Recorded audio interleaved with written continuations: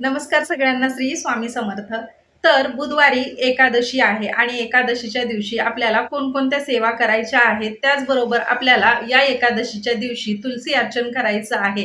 तर आता ते तुलसी अर्चन कसं करावं, कोणत्या पद्धतीने करावं, त्याचबरोबर आपल्याला या महिन्यामध्ये भगवान विष्णूच्या सेवा करणं शक्य झालं नसेल किंवा शक्य होत नाही, तर या एकादशीच्या दिवशी तुम्ही आवर्जून सर्वात श्रेष्ठ जी सेवा आहे ती कोणती सेवा आहे आणि कशी करावी त्याबद्दल थोडक्यात माहिती सांगणार आहे. तर बघा, या अधिक महिन्यामध्ये आपल्याला भगवान विष्णूंच्या सेवा भरपूर अशा करायच्या आहेतच.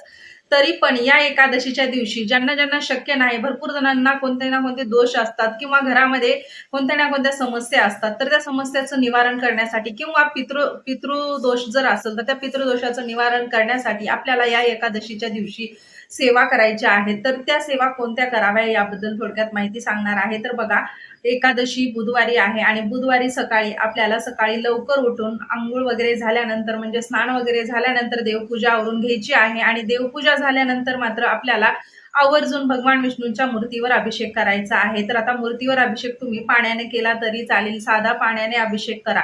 जर शक्यच असेल तर तुम्ही पंचामृताने केला तर अतिउत्तमच. आता भगवान विष्णूची मूर्ती प्रत्येकाच्या घरामध्ये नसते, तर अशांनी बाळकृष्णाची मूर्ती घेतली तरी चालेल.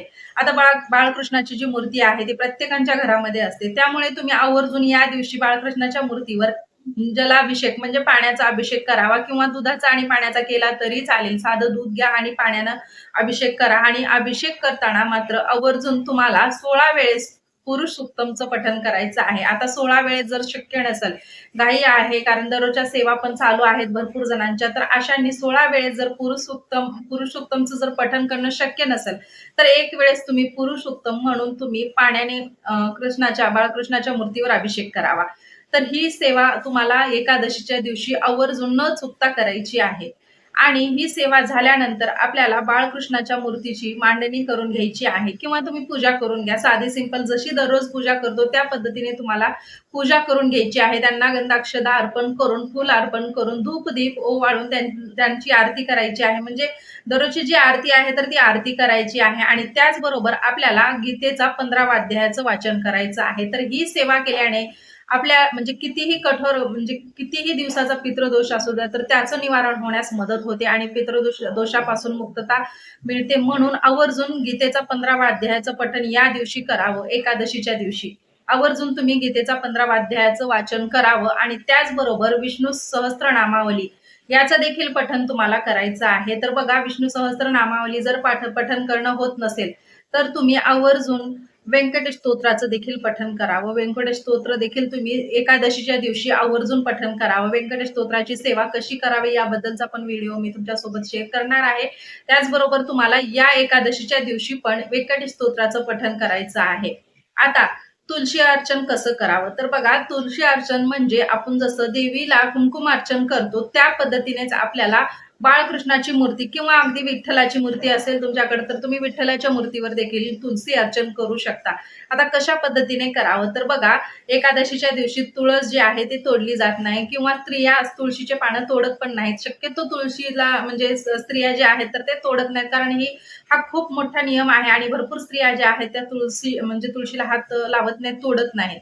पूजा वगैरे करतात पण पानं वगैरे तोडत नाहीत. पण एकादशीच्या दिवशी तुम्हाला तुळशीपत्र तोडायला येत नाही, म्हणून तुम्ही आदल्या दिवशी कोणाकडून तर घरातल्याकडून तुळशीपत्र तोडून घ्या. आता किती तुळशीपत्र घ्यावं? तर आपल्याला 108 तुळशीची पानं घ्यायची आहेत. 108 तुळशीची पानं घेऊन तुम्ही आदल्या दिवशीच तोडून फ्रीजमध्ये वगैरे ठेवा आणि व्यवस्थित असे ठेवा की जे ते तुमचा हात लागला नाही किंवा हात लागला नाही पाहिजे किंवा सारखं म्हणजे त्या ह्याला आपण हाताळता येणार नाही, अशा पद्धतीने तुळशीपत्र व्यवस्थित असे ठेवा की ते कोमेजणार नाहीत किंवा सुकून जाणार नाहीत. अशा पद्धतीने तुळशीपत्र तुम्हाला व्यवस्थित अशी आदल्या दिवशी तोडून ठेवायची आहेत. म्हणजे तुम्ही स्त्री असताल तर तोडू नका, पण एखाद्या पुरुषाला किंवा तुमच्या मुलाला तोडून घरामध्ये ठेवायला लावा.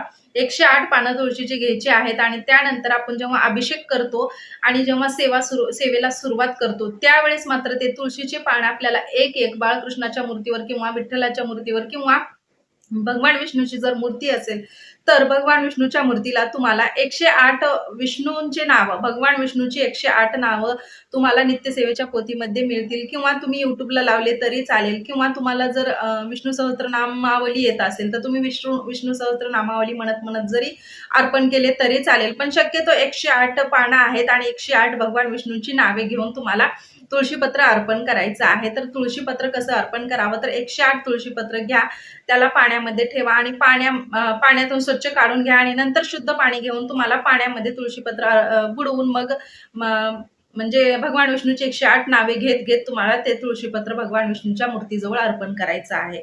आता अर्पण करताना देवाकडे करा आणि पानाचा भाग जे आहे ते आपल्याकडे करा. या पद्धतीने तुम्हाला तुळशीपत्र भगवान विष्णू आणि बाळकृष्णाच्या मूर्तीला अर्पण करायचं आहे आणि ही सेवा केल्याने अत्यंत म्हणजे ही सेवा जी आहे ती अत्यंत प्रभावी सेवा आहे आणि या सेवेने खूप मोठे फळ भेटतं आणि या अधिक महिन्यामध्ये आपल्याला भगवान विष्णूची 108 नावाची या पद्धतीने सेवा करायची आहे आणि ही सेवा तुम्ही एकादशीच्या दिवशी अवश्य करा. कारण एकादशीच्या दिवशी भगवान विष्णूंना तुळशी अर्पण करतात आणि तुळस जी आहे ती भगवान विष्णूंना अतिप्रिय असल्यामुळे आपण ही तुळशीची सेवा आवर्जून एकादशीच्या दिवशी करावी.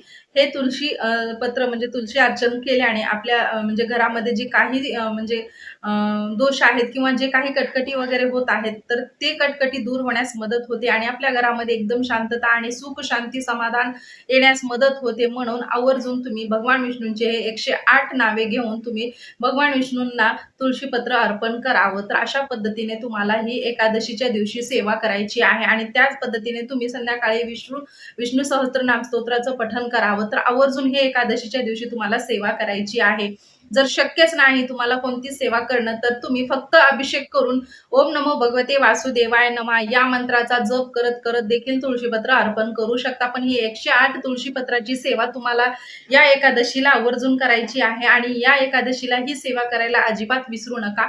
तर इतकीच माहिती मला तुमच्यासोबत शेअर करायची होती. तर व्हिडिओ कसा वाटला नक्की सांगा. व्हिडिओ म्हणजे आवडला तर व्हिडिओला लाईक करा. चॅनलवर नवीन असाल तर चॅनलला सबस्क्राईब करा आणि भेटूया अशाच माहितीसोबत आणि अशाच सेवेसोबत. तोपर्यंत सगळ्यांना धन्यवाद आणि सगळ्यांना श्री स्वामी समर्थ.